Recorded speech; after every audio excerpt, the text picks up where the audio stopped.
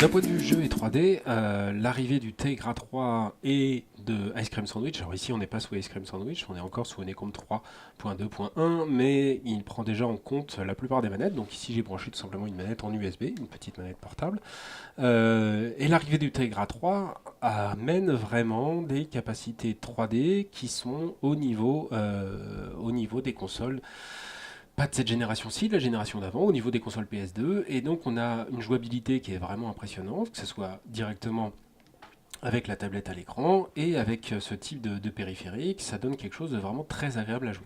Alors évidemment, on peut le jouer sur tablette, en déplacement, ici hein, je suis en mode mobile, donc je peux très bien imaginer jouer à ça dans le train. Mais on peut également jouer avec un câble HDMI sur un grand écran et donc se retrouver dans les conditions de console de salon. Alors c'est très très jouable, c'est assez joli.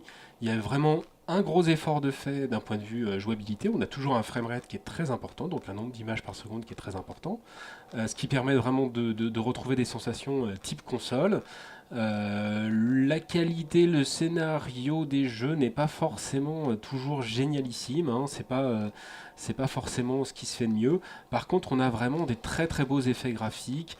Vous avez par exemple les gouttes à l'écran qui apparaissent quand on a des projections d'eau, des choses comme ça, donc on en a déjà parlé hein, dans le passé. Pour des jeux de ce type-là, ça donne vraiment quelque chose de très très agréable et qui rajoute un petit peu donc quelque chose de très vivant au titre. Alors c'est accessoire, c'est-à-dire qu'on peut tout à fait jouer au jeu, et je préférais d'ailleurs qu'on ait une version multijoueur du titre plutôt que ce genre d'accessoires graphiques, ce serait plus agréable. Le Tegra 3 ne change pas vraiment la donne d'un point de vue jeu, c'est-à-dire que on peut jouer au même titre sur une plateforme Tegra 2 par exemple, ou sur d'autres plateformes Android, d'autres systèmes.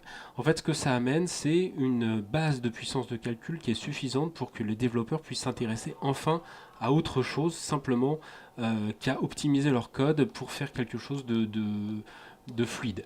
Là, on a vraiment un jeu qui est d'une fluidité totale tout le temps. On a des effets graphiques que vous pouvez voir à l'écran là qui sont assez agréables. Ils n'existent pas dans toutes les versions, c'est pas très grave. Ce qui est important dans ce type de technologie, c'est d'amener aux développeurs une plateforme suffisante pour qu'ils puissent commencer à développer des jeux qui vont tirer parti des tablettes dans le futur.